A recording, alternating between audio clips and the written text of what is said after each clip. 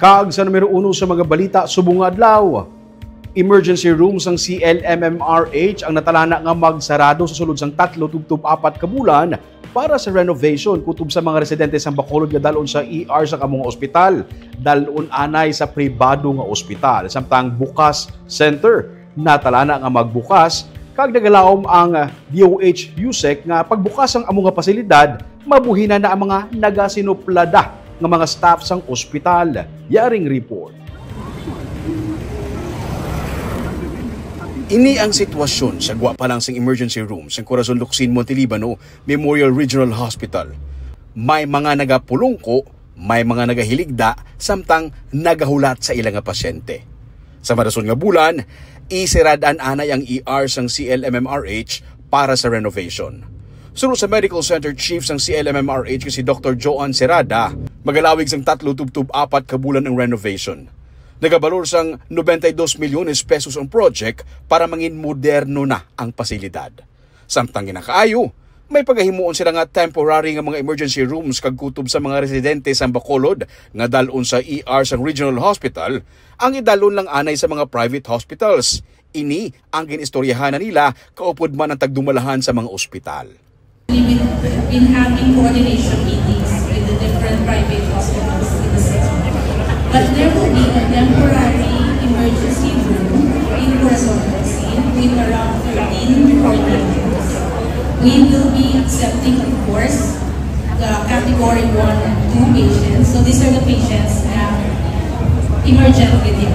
So like needing resuscitation, pag-abot ng BP, mga ilaw breathing. But some of the patients, especially Bacolod City patients, we will be navigating to the different private hospitals in the city of Bacolod. Kutob sa tuman ka mga seryosong emergency cases lang anay ang pagabatuno nila sa ila temporary ER, kagang iba naman sa ER sang private hospitals idiretso. Pungkuan iniliwat nila para klaro sa tanan ang mga enroll sang kada ospital kagang obligasyon sa ila sang CLMMRH. Pero suwestyon ni Congressman Albi Benitez, i-dry run anay ang proseso para hindi mabutangan sa delikadong sitwasyon ang mga pasyente. Luyag naman nga mapahibalo ang tanan sa sitwasyon para wala sang pasyente nga nagalibot-libot sa dalanon sa Bacolod kag nagapangita sang dalalan sa iya nga ospital.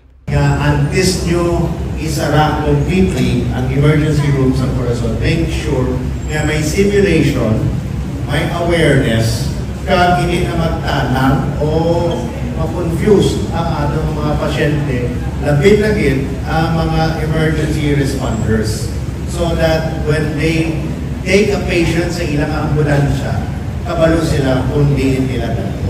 Nagalaom si Serrada nga pinaagi sa pagkaayos ang ER building sa ospital, ma-improve ang serbisyo nila kag kahimtangan man sa mga pasyente sa ospital. Kahapon, ginpirmahan man ang Memorandum of Agreement sa tunga sa Bacolod City LGU kag CLMMRH, ini para naman sa ipatukod nga Bukas Center Plus o kunang bagong Urgent Care and Ambulatory Service Plus Center nga ipahamtang sa daan nga opisina sang DAR sa Barangay 14 sa Bacolod City. 50 milyones pesos naman ang budget para diri. Tinutuyo sang Bukas Center nga mabuhinan ang nagadinaguso nga pasyente sang Regional Hospital, ilabi na ang mga residente sang Bacolod nga amo ang masami ginadala sa amo nga ospital. Suno kay Mayor Greg Gasataya, ginapahingagaw nga masugura na ini para ma-decongest na ang CLMMRH.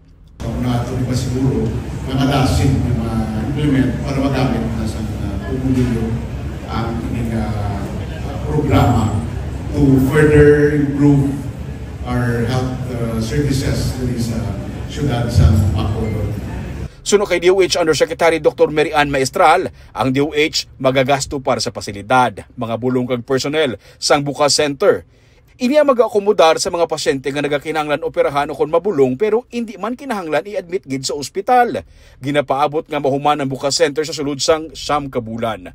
Nagalaom sa Maestral nga pinaagi sa siningat pasilidad, mabuhinan o kon madula na ang mga nagasinuplada nga mga staff sa ER. Also, isa na siya sa ang isa kong kapatid ang suplada sa ER.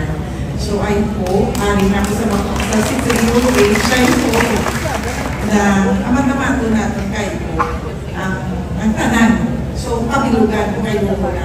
Ang pondo naman para sa sininga pasilidad, ang gikan sa loans ng syudad sa Bacolod sa idalom sang Benitez Administration. Romeo Subaldo para sa Digicast Negros.